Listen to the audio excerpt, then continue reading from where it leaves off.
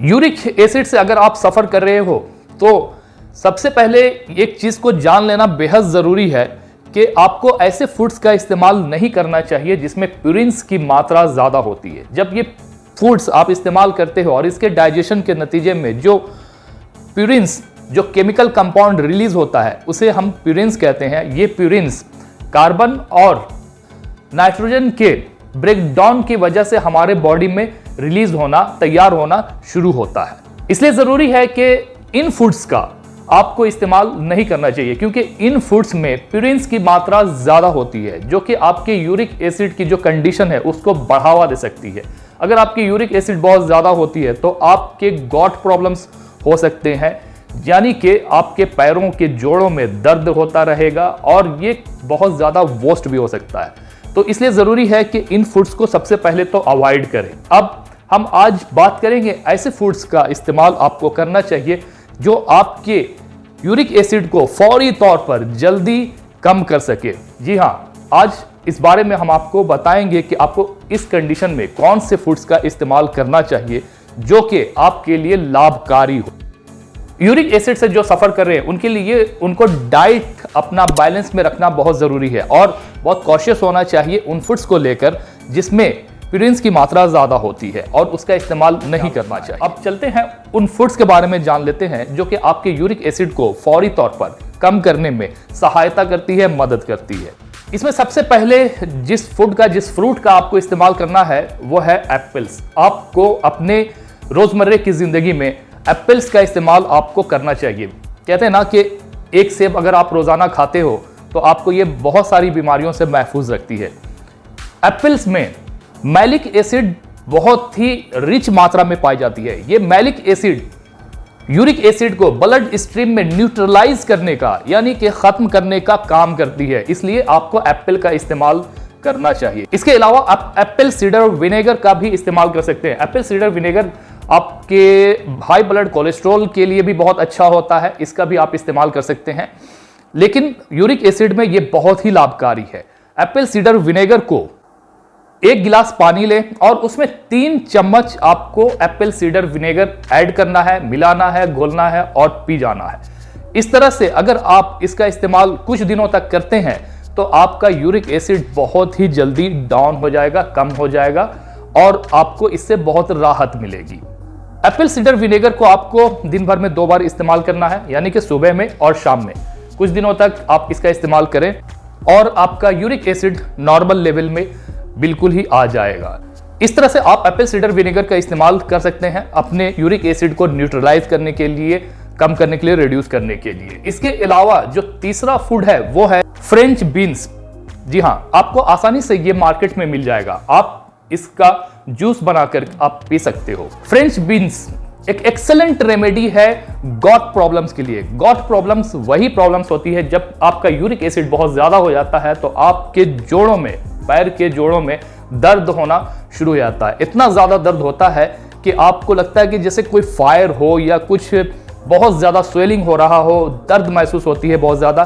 तो इसको राहत देने में फ्रेंच बीन का एक अहम किरदार है। इसको बहुत जल्दी न्यूट्रलाइज करता है, इसलिए आप इसका जूस बना करके पी सकते हो।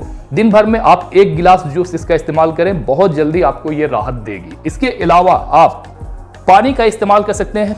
दिन भर में 8 से 9 गिलास पानी अगर आप पीते हैं तो ये आपके बॉडी को हाइड्रेट रखता है और सिर्फ यूरिक एसिड नहीं बल्कि बहुत सारी प्रॉब्लम से आपको सेफ रखने में आपकी मदद करता है। इसलिए आप अगर यूरिक एसिड से सफर कर रहे हो तो जरूरी है कि आप 8 से 9 गिलास वाटर दिन भर में कम से कम पिएं। आपकी बॉडी में जो टॉक्सिकेशन पैदा होती है उसको रिलीज करने का, फ्लश आउट करने का काम करती है। इसलिए जरूरी है कि आप 8 से 9 गिलास वाटर दिन भर में आपको पीना चाहिए। इसके अलावा आप चेरी का भी इस्तेमाल कर सकते हैं। यह भी आपकी यूरिक एसिड को कम करने का काम करता है। वो इसलिए क्योंकि इसमें एक तरह का सब्सटेंस पाया जाता है जिसे हम एंथोसायनिन्स के नाम से जानते हैं। ये एंथोसायनिन्स यूरिक एसिड के लेवल को कम करने में, रिड्यूस करने में मदद करता है। इसलिए आप चेरीज का भी इस्तेमाल कर सकते हैं।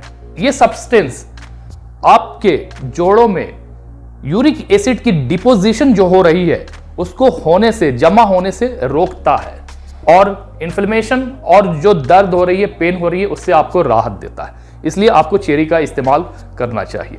इस वीडियो के आखिर में मैं आपको मेडिकेशन भी बताऊंगा कि आपको कौन सी मेडिकेशन लेनी चाहिए अगर आपकी कंडीशन कुछ इस तरह से है और आप चाहते हैं कि फौरी तौर पर आपको इससे राहत मिले। तो इन फूड्स का इस्तेमाल करते हुए आपको एक मेडिसिन भी इस वीडियो के आखिर में सजेस्ट कर दूंगा, आप वो भी ले सकते हैं। चलिए कंटिन्यू करते हैं इस वीडियो को और जानते हैं कि इसके बाद अगला फूड कौन सा है जिसे आपको इस्तेमाल करना चाहिए।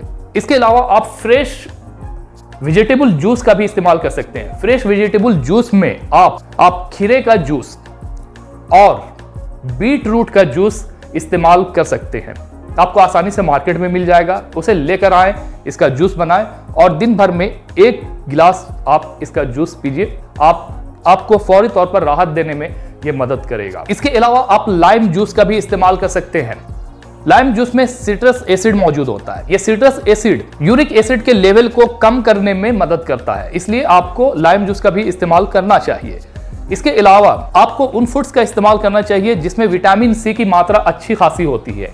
इन फूड्स में कीवी, आंवला, गुआवा, ऑरेंजेस, लेमन, टोमेटोज और दूसरी हरी पत्तियों वाली सब्जियां शामिल हैं। आप इसका इस्तेमाल कर सकते हैं। इसका इस्तेमाल करते हुए आप अपने यूरिक एसिड लेवल को फौरी तौर पर कम कर सकते हो।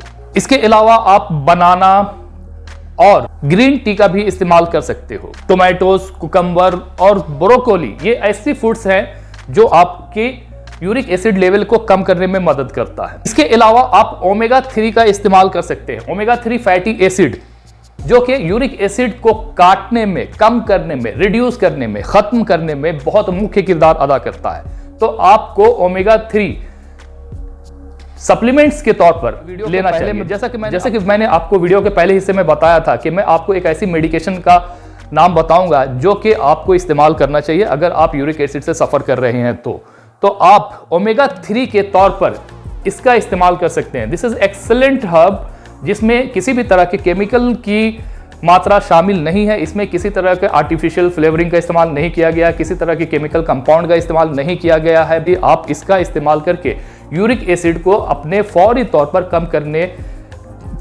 कम कर सकते हो। तो आप इसका एक कैप्सूल दिन भर में आप इस्तेमाल कर सकते हैं, आपके यूरिक एसिड को फौरी तौर पर ये कम करेगा। तो ये वो सारे फूड्स हैं जिसका इस्तेमाल करते हुए आप अपने यूरिक एसिड को फौरी तौर पर कंट्रोल कर सकते हैं और अपने हेल्थ को, अपने सेहत को बेहतर बना सकते हैं। इसके अलावा अगर कोई क्वेश्चन हो, कोई सवाल हो तो नीचे कमेंट बॉक्स में जरूर लिखना, मैं आपको उसका रिप्लाई जरूर करूंगा। मिलते हैं इसके साथ ही दूसरे वीडियो में, तब तक के लिए बाय बाय, टेक केयर। अगर इस चैनल पर आप नए हो और चैनल को अब तक सब्सक्राइब नहीं किया है तो सब्सक्राइब कर लीजिए, क्योंकि इस तरह के बेनिफिशियल वीडियोस मैं आपके लिए लाता रहता हूं जो आपके हेल्थ संबंधी समस्याओं को दूर करने में आपकी बहुत मदद करेगा। मिलते हैं इसके साथ ही दूसरे वीडियो में, तब तक के लिए बाय बाय, टेक केयर।